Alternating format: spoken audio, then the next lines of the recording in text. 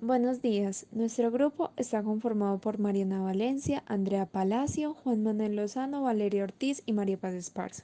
Y el día de hoy vamos a exponer alelos letales. Para iniciar debemos tener la definición de los alelos letales. Para los letales que estudió Mendel, era igualmente posible obtener genotipos homocigotos dominantes, homocigotos recesivos y heterocigotos. Es decir, ninguno de estos genotipos afectó la supervivencia de las plantas de los guisantes. Sin embargo, este no es el caso para todos los genes y todos los alelos, porque en todas las especies de los seres vivos existen determinados alelos que cuando se reúnen en homocigosidad pueden conducir a la muerte del mismo organismo y por eso son llamados alelos letales. En muchos casos, esa combinación hace que los individuos sean inviables antes del nacimiento, llevándolos a abortos espontáneos. En otras situaciones, conduce a la muerte antes de que sus portadores puedan transmitir su patrimonio genético a la descendencia. Ambos casos contribuyen pues para la disminución de la frecuencia de esos genes en la población. Sin embargo, este tipo de alelos en una manera heterocigótica no son letales porque no se manifiestan en el fenotipo, aunque permanecen en el patrimonio genético, llevando al mantenimiento de estos en el fondo genético de las poblaciones. Existen algunos casos en el que el efecto de estos genes solo se manifiesta de manera tardía, lo cual impide la eliminación por selección natural y pues de esta manera pasan de sus portadores a la descendencia. Encontramos también que los cruces que envuelven genes letales pueden conducir a alteraciones en las proporciones fenotípicas observadas, pues en relación a las esperadas de acuerdo con los principios de Mendel.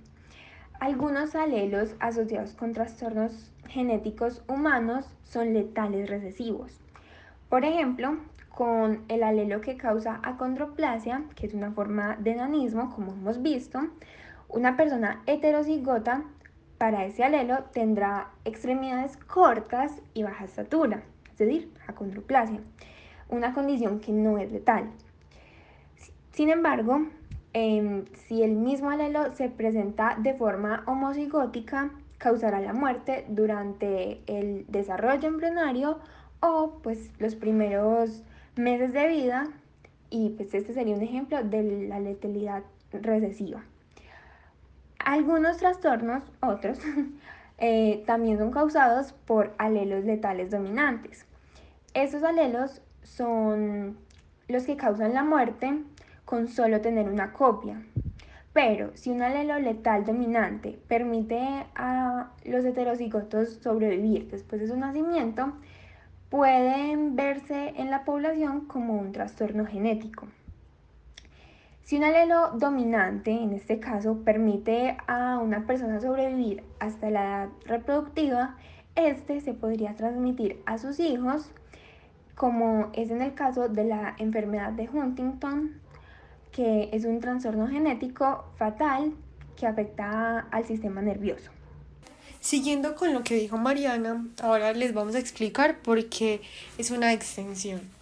Lo que pasa es que no va a cumplir con las leyes de Mendel. Mendel estableció que en un cruce monohíbrido de individuos heterocigotos, su descendencia sería un cuarto homocigoto dominante, un medio heterocigoto y un cuarto homocigoto recesivo. Para los alelos letales dominantes, los individuos con el genotipo homocigoto dominante mueren y no se cuentan en la descendencia. Entonces sería la descendencia 2/3 heterocigoto y 1/3 homocigoto recesivo. Para los alelos letales recesivos pasa lo mismo. Estos no se cuentan y no alcanzan a nacer. Lo que va a pasar es que no se van a contar en la descendencia. Entonces la descendencia en este caso sería 2/3 heterocigoto y 1/3 homocigoto dominante. Entonces esto no va o no sigue las leyes de Mendel, ya que la proporción de la descendencia no sería sobre 4, sino sobre 3, ya que cualquiera de los dos alelos homocigotos, ya sea dominante o recesivo, en casos particulares, no se van a contar como un genotipo porque estos individuos van a morir. Bueno, continuando con lo que dijo Valeria, vamos a analizar las tres leyes de Mendel. La primera, que son los principios de la uniformidad, establece que si se cruzan dos líneas puras para un determinado carácter, los descendientes de la primera generación serán todos iguales entre sí, tanto fenotípica como genotípicamente, e iguales fenotípicamente a uno de los progenitores. Como podemos observar acá, el amarillo es dominante, con A mayúscula lo simboliza, y el verde es recesivo con las A minúsculas. Cuando se cruzan vemos una descendencia que tiene el mismo genotipo y que es igual fenotípicamente a el padre dominante. En este caso, pues obviamente la ley se cumple, ya que pues los alelos letales no influyen en este aspecto. Sin embargo, si nos ponemos a analizar, si por ejemplo los alelos dominantes que dan para el amarillo fueran alelos letales, pues como está presentado como homocigoto, pues este individuo no existiría, porque ya sabemos que cuando los alelos letales están homocigotos, pues el individuo muere. Lo mismo con el recesivo. Entonces, en este caso, pues este tipo de individuos cuando tienen alelos letales, pues no van a existir en ciertos, pues en cierto modo, porque no van a poder nacer, ya que pues desde el principio murieron por la letalidad de los alelos. Y bueno, continuando con la segunda ley, que son los principios de segregación y establecen que durante la formación de gametos, cada alelo de un par se separa del otro miembro para determinar la constitución genética del gameto filial. Entonces, bueno, en este caso estamos cruzando dos organismos heterocigotos que como vemos pues en la imagen nos da para un cuarto de un homocigoto dominante, un medio para, para dos heterocigotos y el otro cuarto es para homocigoto recesivo. En este caso, pues si tenemos si tenemos los alelos letales, esta ley tampoco se cumpliría, ya que si por ejemplo A mayúscula fueran alelos dominantes letales, como sabemos cuando están en homocigoto se presenta la letalidad, por lo que el organismo moriría antes de nacer, y si nace morirá a los pocos días, por lo que la descendencia en este caso de los alelos letales sería en realidad 2/3 de heterocigotos, sí, de descendencia heterocigota, y 1/3 de descendencia homocigota recesiva. Lo mismo si por ejemplo los alelos letales de la condición que estemos analizando fueran recesivos, entonces AA minúscula, que es para verde, pues esta posibilidad se desaparecería, ya que este individuo moriría.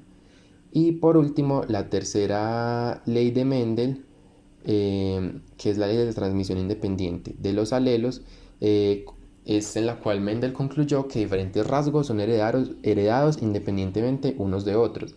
No existe relación entre ellos. Por lo tanto, el patrón de herencia de un rasgo no afectará al patrón de herencia de otro. Solo se cumplen aquellos genes que no están ligados. Pues en este caso, los genes letales no afectarían esta ley, ya que pues, los genes letales se expresan individualmente y no afectarían otras características. Sin embargo, pues si los genes letales están presentes en el organismo, va a morir de todas formas. Pero esta ley no se ve afectada, por la cual pues este elemento sí se cumple. El ejemplo que vamos a exponer es el alelo amarillo en cuanto a la supervivencia de los ratones. El entrecruzamiento de dos ratones heterocigóticos amarillos produce ratones en relación 2:1, no de 3:1. Y esto es un ejemplo de letalidad porque en un genotipo particular hace que un organismo no sea capaz de sobrevivir. Lo normal es que hay igual posibilidad de tener genotipos homocigóticos dominantes, homocigóticos recesivos y heterocigotos, pero esto pues no se cumple en todos los genes ni en todos los alelos.